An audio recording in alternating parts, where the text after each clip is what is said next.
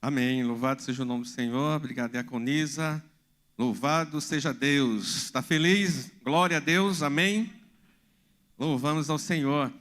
É muito maravilhoso estar louvando, exortando. Tudo que aconteceu até agora é maravilhoso, mas se não fosse o sacrifício de Jesus, se não fosse a cruz, a centralidade da fé naquele que é autor e consumador da nossa fé, nada valeria.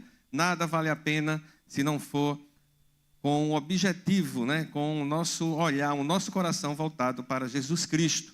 Ele é a centralidade da nossa fé, a cruz de Cristo. Hoje à noite, falar um pouco sobre essa centralidade, algo que Deus tem falado ao meu coração, através até de um livro que eu li recentemente, A Cruz de Cristo e o Ministério Cristão, onde D.A. Carson, que é um erudito, ele que é professor de universidade da Inglaterra, Cambridge, ele fala um pouco da centralidade. E desse texto, ele traz em todo o seu livro uma explanação sobre 1 Coríntios. E esse pedaço aqui, esse trecho, essa perícope, que vai do 18 ao 25, fala um pouco dessa centralidade, que era a centralidade da mensagem, era a razão de o apóstolo Paulo pregar, era a razão da vida do apóstolo Paulo depois que ele se converteu ao Senhor. E deve ser isso a centralidade de todo o ministério. A sabedoria, o conhecimento é importante. Nós estudamos, procuramos isso, mas nada valeria se não fosse por Cristo Jesus. E até Paulo ele fala a respeito disso. Se não fosse Cristo, todos o mais seria como esterco. Não valeria a pena se não fosse a mensagem de salvação em Cristo Jesus. No trecho aqui, que está no seu boletim, 1 Coríntios capítulo 1, versículo 18, na versão que eu trago aqui, diz assim: certamente, a palavra da cruz é loucura para os que se perdem, mas para nós que somos salvos, ela é o poder de Deus, pois está escrito: destruirei a sabedoria dos sábios e aniquilarei a inteligência dos inteligentes. Onde está o sábio? Onde está o sábio? Onde está o escriba? Onde está o questionador deste mundo? Não é fato que Deus tornou louca a sabedoria deste mundo? Visto que na sabedoria de Deus o mundo não o conheceu, pois sua própria sabedoria Deus achou por bem salvar os que creem por meio da loucura da pregação. Porque os judeus pedem sinais, e os gregos buscam sabedoria, mas nós pregamos o Cristo crucificado, escândalo para os judeus, loucura para os gentios, mas para os que foram chamados, tanto judeus como gregos, Cristo é o poder de Deus e a sabedoria de Deus. Porque a loucura de Deus é mais sábia do que a sabedoria humana, e a fraqueza de Deus é mais forte do que a força humana. Amém? Então, a palavra da cruz, loucura e salvação. Então, D.A. Carson ele fala muito dessa centralidade para o ministério cristão. Em um período de muito conhecimento, de muita informação, e a busca do saber, às vezes, tanto o líder como o pastor acaba esquecendo que, na verdade, a mensagem é a cruz de Cristo. O teor da mensagem é essa. E só existe dois grupos. Paulo traz aqui nessa carta algumas recomendações, exortações de uma igreja que tinha vários e vários problemas. E traz para nós também hoje. Um desses problemas era as divisões. Veja que logo no início, nesse mesmo capítulo, no versículo 10, ele diz: irmãos, pelo nome do nosso Senhor Jesus Cristo, peço-lhes que todos estejam de acordo naquilo que falam, que não haja divisões entre vocês. Pelo contrário, que vocês sejam unidos no mesmo modo de pensar e no mesmo propósito. Então, já havia algumas divisões naquela igreja, fruto da admiração de líderes, que não é ruim, mas só que existe o pastor. Na verdade, o nosso pastor, o sumo pastor, é o nosso Senhor Jesus Cristo. É tanto que uns lá dizem: eu sou de Paulo, eu sou de Apolo, eu sou de Cefas, eu sou de Cristo. Aí você pode dizer, mas tem alguns que eram de Cristo. Mas era uma falsa religiosidade, como se ele tivesse algum mérito nisso e não em Cristo, por ele escolher a Cristo. Então, houveria muitos partidos dentro de Coríntios, e isso trazia muitas divisões. De repente, hoje a gente admira, mas líderes de que é o próprio Cristo. Vivemos numa época de idolatria da imagem, de idolatria do Instagram, de pessoas que são idolatradas. E como crentes, nós admiramos muitos líderes, mas a centralidade da nossa fé é Jesus Cristo. É essa mensagem da cruz, que é loucura e salvação. Nós vivemos também no nosso país, no nosso mundo, divisões. Não era só na época de Paulo, não era só os partidos judaicos. Você, quando acompanha, você vai ver lá fariseus, saduceus, onde alguns tinham divididos as suas visões e as suas cosmovisões.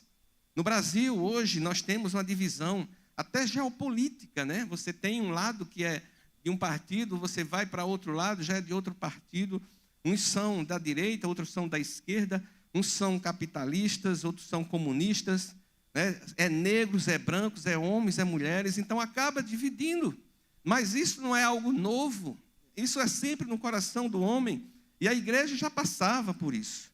Mas Paulo traz nessa mensagem, e para isso, tanto para falando aqueles judeus como os gregos, os amantes da filosofia, como os amantes da lei, que a centralidade era a palavra da cruz, que era loucura. Por quê? Vocês vão entender por quê. Porque é loucura para alguns, mas é salvação para os outros. Então, não parece que nós dividimos entre loucos e salvos. E parece que os salvos são meio loucos também, por acreditar na salvação vindo de um homem que morreu como criminoso. Isso é a loucura. A cruz, ela é um símbolo da loucura que é o Evangelho. Em um livro de John Stott, A Cruz de Cristo, ele traz lá, em um dos seus capítulos, os símbolos e sinais que representam algumas das religiões. Cada religião tem o seu sinal. Por exemplo, ele diz que o budismo tem a flor de lótus, né? Então, a beleza, a harmonia, trazendo todo aquele que é fruto daquela religião oriental. O judaísmo tem a estrela de Davi. Eles que não utilizam símbolos ou imagens, viram nesse símbolo de Davi a sua essência da sua religião monoteísta. O Islã tem a meia-lua, né? Para quem conhece o Islã e já viu o símbolo ali, quem já foi numa mesquita, simboliza ali o poder e as conquistas que o povo muçulmano, que o Islã teve na Europa. Também tem as ideologias. Então o marxismo trouxe o martelo e a foice. Os trabalhadores representando assim através desses sinais. Infelizmente teve o nazismo, a suástica, aquele símbolo, né, que tem ela no sentido horário, então simbolizando ali quatro, vamos dizer assim, arcozinhos, né, ângulos que eles formavam esse símbolo perfeito, trazendo ali a representação das 4 estações, para quem não sabia, e trazendo ali a perfeição de que era o arianismo, né, a raça pura, perfeita, mas que matou milhões de judeus. Então, todos esses símbolos procuram ter algo para trazer, que exemplifica aí um aspecto da sua religião, da sua ideologia. Hoje nós temos muito atreladas as cores também, que traz ali partidos ou ideologias.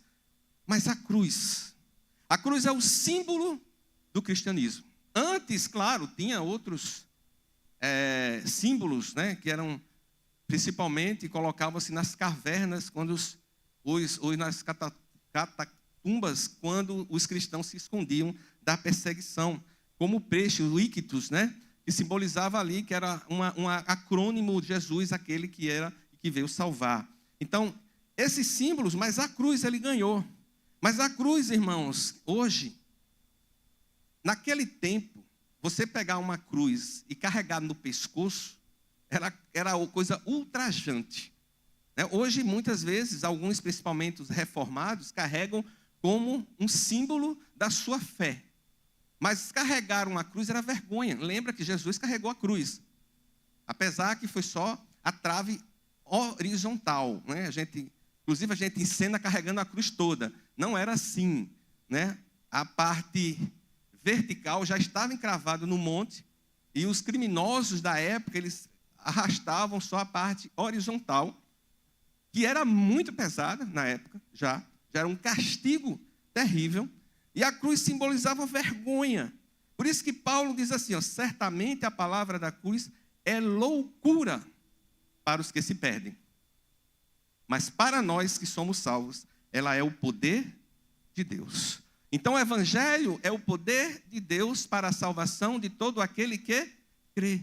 Só que aqui o apóstolo Paulo, que conhece muito bem a filosofia, irmãos, claro, nós estamos falando aqui da mensagem da cruz. Ele era um grande erudito, conhecedor da filosofia. Eles debatem com os epicureus lá, nos estoicos, em Atenas. Ele conhece muito bem, e a sabedoria, claro, até diz que você não tem. O que é que Tiago fala? Peça a Deus. Se você não tem sabedoria, peça a Deus. Mas Provérbio diz que o temor do Senhor é o quê? É o princípio da sabedoria. E a sabedoria aqui, a sabedoria grega, a sabedoria Coríntios, que era uma grande cidade, uma cidade rica, onde tinha muitos debates filosóficos nas praças. Inclusive, existiam os 7 sábios da antiguidade, um era de Coríntios.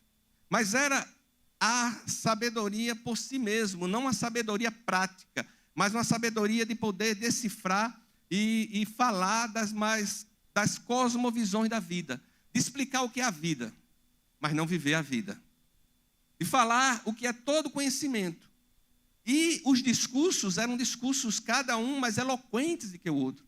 É importante até para o pastor, claro, falar bem, né? Ter uma boa dicção, treinar, homilética, você chegar a ter a mensagem, né?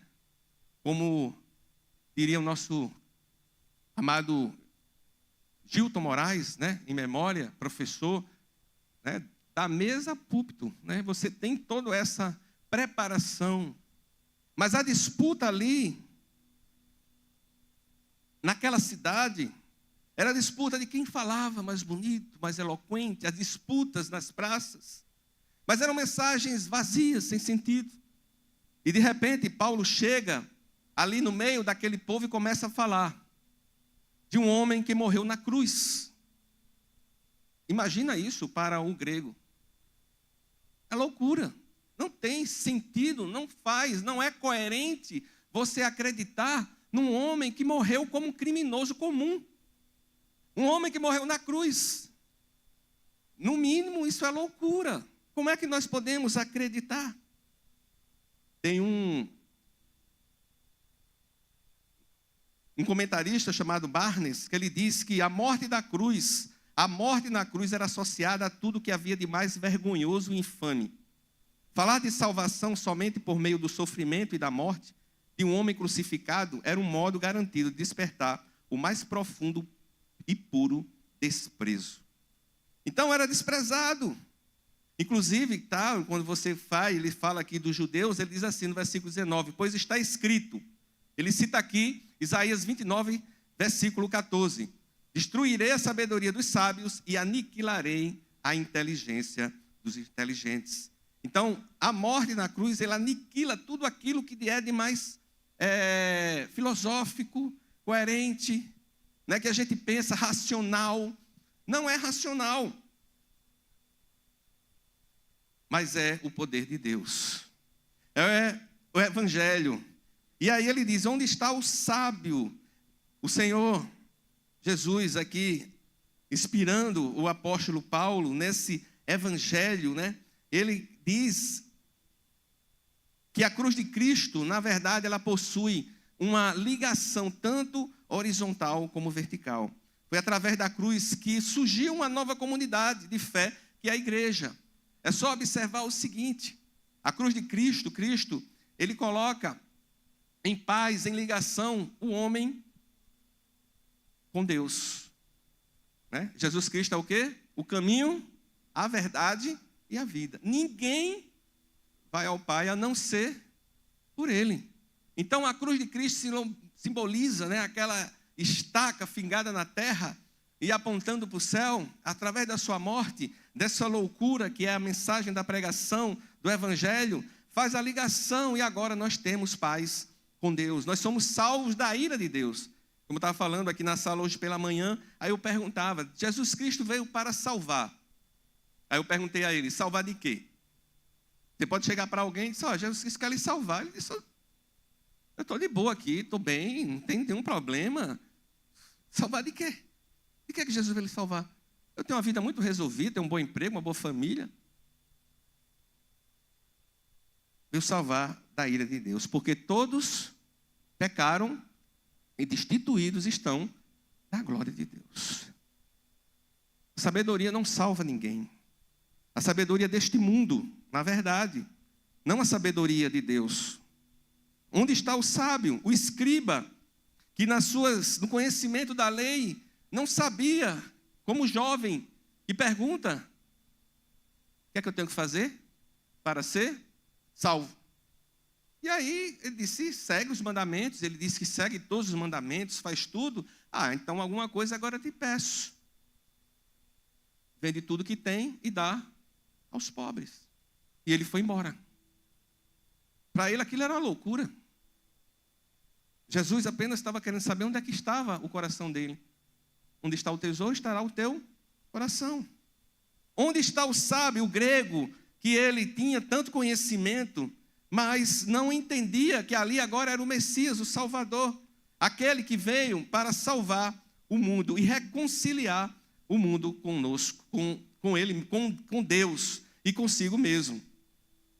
O Evangelho não é apenas um conjunto de bons conselhos, também não é as boas notícias a respeito do poder de Deus. O Evangelho é o poder de Deus para aqueles que creem. A cruz é o lugar em que Deus destruiu completamente toda a arrogância e pretensão dos homens. D.A. Carson, em seu livro A Cruz e o Ministério Cristão. Então, aqui nós temos quando ele vai para os escribas eram conhecedores de toda a lei.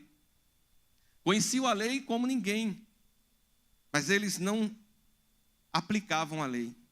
É só ver como foi citado aqui pelo nosso seminarista hoje pela manhã, que pregou sobre como os desafios do evangelho do reino, os desafios de se manter firmes nessa mensagem, mesmo em meio a tantos desafios que temos, em tantas religiões, em tantas seitas, heresias, que se espalham pelo Brasil, pelo mundo. Como saber qual é a mensagem real e central?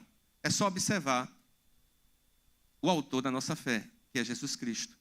Só em Jesus, eu disse sempre o seguinte para eles hoje pela manhã, que tudo aquilo que vai além de Cristo, nós temos a Bíblia como a única fé de regra e prática, e a Jesus Cristo. Então, nada mais que isso. Então, qualquer um ou qualquer grupo que coloque algum outro livro ou alguém além de Cristo, pode dizer que isso aí é heresia, que isso é seita. Ou se colocar como um grupo que é a única religião verdadeira. A única religião verdadeira, até que coloca, aquele que cuida dos órfãos e das viúvas. É a igreja do Senhor, que é comprada pelo preço do sangue de Jesus, comprada pela cruz de Cristo. Onde está o questionador deste mundo? Onde está aqueles que debatem? Onde está todos esses que são sábios e não entendem que é através da cruz de Cristo que nós somos todos em um? E Paulo coloca aqui nesse mesmo livro, no capítulo 2, versículo 2, ele diz assim: porque decidi nada saber entre vocês, a não ser Jesus Cristo e este crucificado. A cruz era algo terrível, como eu já citei aqui. E desde que eu preguei sobre o Salmo 22, eu tenho incomodado muito o meu coração de trazer para a igreja essa centralidade da mensagem, que é a cruz de Cristo. Que é a cruz, que é loucura para o mundo, mas é o poder de Deus. Só através da cruz, só através de Jesus, só através dessa mensagem que temos a plena salvação. O mundo não vai entender pela lógica, pela sua sabedoria. É um desafio. Por quê? Porque foge toda a compreensão humana.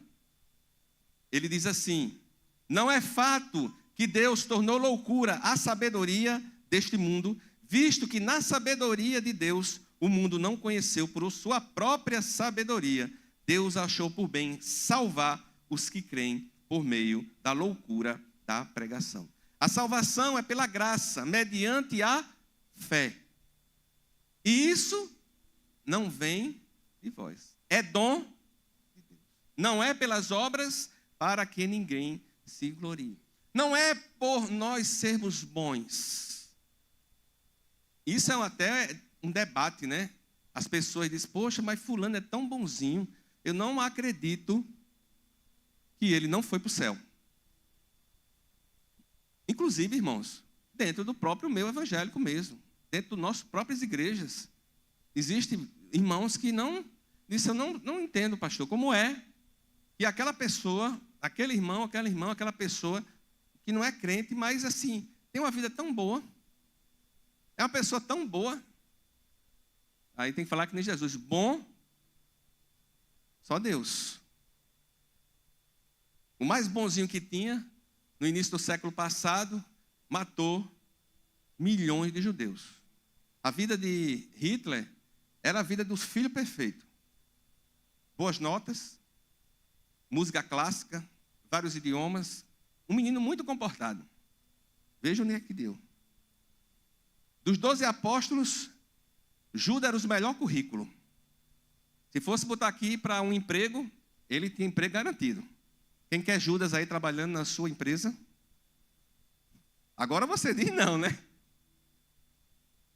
Mas João e os apóstolos, não, ele era ladrão. Mas só depois que eles descobriram. Quando Judas chegou e disse assim, era melhor ter vendido aquele perfume, né? Para dar de comer aos pobres. Na verdade, ele estava de olho no dinheiro.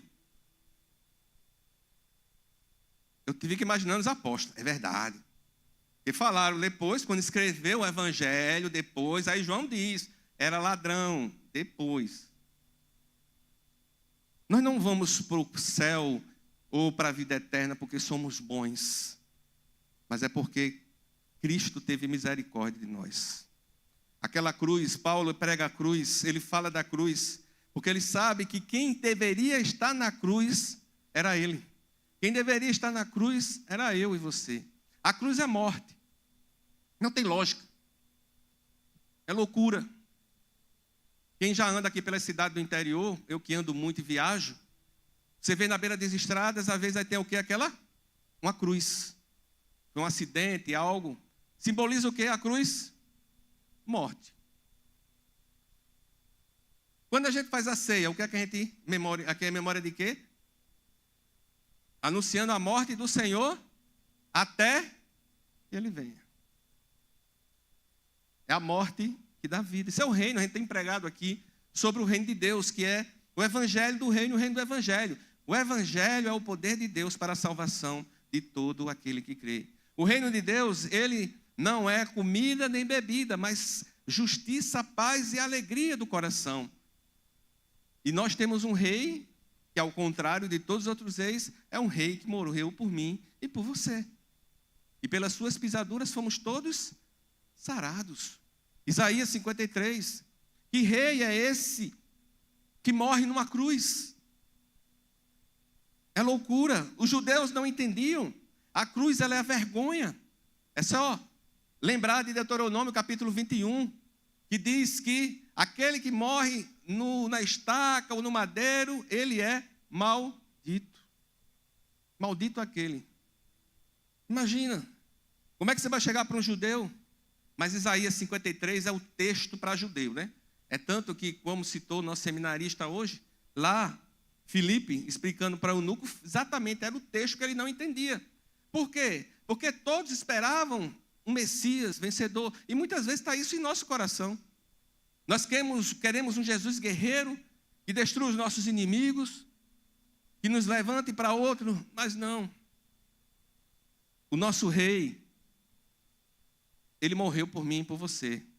A cruz era vergonha. A cruz era o pior castigo, que eu já falei aqui, naquela época. A cruz era sinal de humilhação. Quando eles colocavam a cruz, eles procuravam os lugares mais altos, lá no Calvário, onde todas as pessoas que passassem e olhassem para lá e vissem. Eles passavam vários dias. Jesus passou horas, né, de manhã aí até meio da tarde. Mas mesmo quando mortos, eles ficavam para quê? Para todos vissem o poder do império e dizer, eu não vou fazer nada que aquele homem fez para não morrer da mesma forma. intimidação. A cruz era algo terrível. Você colocar a cruz no pescoço naquela época era vergonha. Ninguém fazia isso. Ninguém nem falava da cruz. Mas Paulo, ele fala da cruz, porque foi pela cruz que ele foi salvo. Foi por Jesus Cristo que ele nos salva.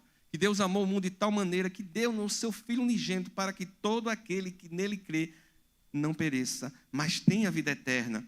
Deus achou por bem salvar por meio da loucura da pregação. Não é o ato de pregar, mas é a mensagem do Evangelho. Porque os judeus pedem sinais e os gregos buscam sabedoria. Pediam sinais. Que mais sinais eles queriam? De Jesus que multiplicou pão e peixe para 5.000 pessoas, que ressuscitou Lázaro depois de 4 dias. Que mais sinais eles queriam? Dizem que levavam das cidades, todos os que estavam doentes, endemoniados, e diz que Jesus curava todos. Jesus curou um cego de nascença. Até aquela data, até aquela época, não havia ninguém que tenha sido curado de cegueira de nascença. Um homem que passou ali 38 anos, Jesus pega e levanta, e pega a sua maca e vai andando. Aqueles que os seus amigos, que sinais mais eles queriam? Os sinais já foram dados, principalmente na cruz do Calvário. Aquele Jesus que se sacrificou, que morreu na cruz, ele ressuscitou e vivo está.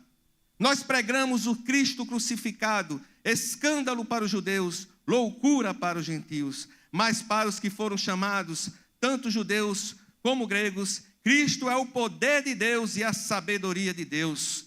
É o poder de Deus que nos liberta, meus irmãos, da cruz e nos unem em uma só mensagem. Gálatas, capítulo 3, no versículo 26 ao 29, o apóstolo Paulo diz: pois todos vocês são filhos de Deus mediante a fé em Cristo Jesus. Vejam só, filho de Deus mediante a fé em Cristo. Então, às vezes as pessoas dizem assim: mas todos são filhos de Deus. Depende. Se creem em Jesus, se professam a fé em Jesus, são filhos de Deus. Assim, todos vocês foram batizados em Cristo e Cristo se revestiram. Assim sendo, não pode haver o quê?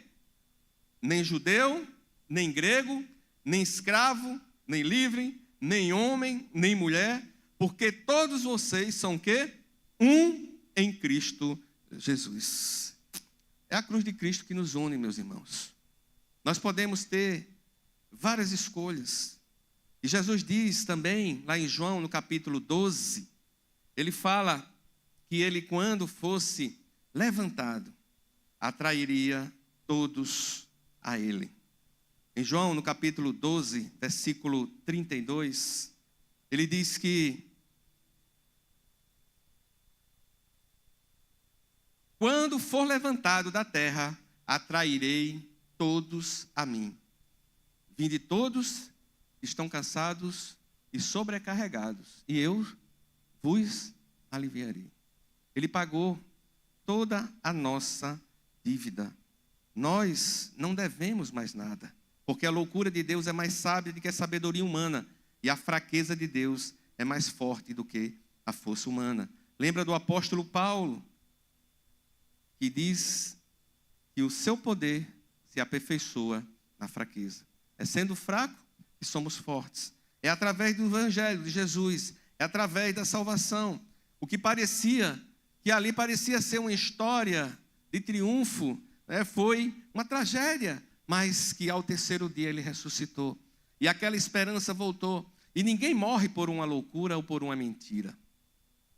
Todos os apóstolos, com exceção de João, pode ter morrido velho, isolado, mas todos eles morreram por amor ao evangelho. Decapitados, enforcados, queimados, muitos crucificados, milhares foram crucificados nos palácios de Nero. Ninguém morre por uma mentira. É loucura para o mundo. mas é sabedoria de Deus. À medida que ele toma uma cruz, também devemos fazê-lo. Assim como a cruz e a glória estão associadas na vida dele, também estarão associados à nossa. Meus irmãos, eu concluo dizendo que a palavra da cruz, ela proclama o maior acontecimento da história da humanidade, que é a ressurreição de Jesus Cristo. A cruz, ela é o símbolo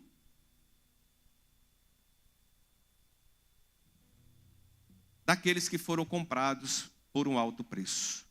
Só João registra quando está consumado, está pago, usa a palavra tetelestai, utilizado também nos arraiais mercantis de alguém que tinha uma dívida e sua dívida foi paga. Eu disse até assim hoje, alguém aqui é das antigas, lembra daquele caderninho, né, das mercearias, das bodegas, onde você comprava fiado e anotava lá naquele caderninho, aí passava o mês todinho comprando, aí depois você pagava, aí começava de novo uma nova dívida, pagava, aí Cristo na cruz do Calvário é o seguinte: você está fazendo dívida todo dia, Jesus Cristo está pagando. Não deveria. Mas é como se nós tivéssemos ainda a dívida do passado, a dívida do presente e a dívida do futuro. Cristo pagou na cruz do Calvário. Ele pagou todas as nossas dívidas. Perdoa as nossas dívidas. São muitas. Mas que agora nenhuma dívida tem mais, porque foi pago na cruz do Calvário. Vamos orar.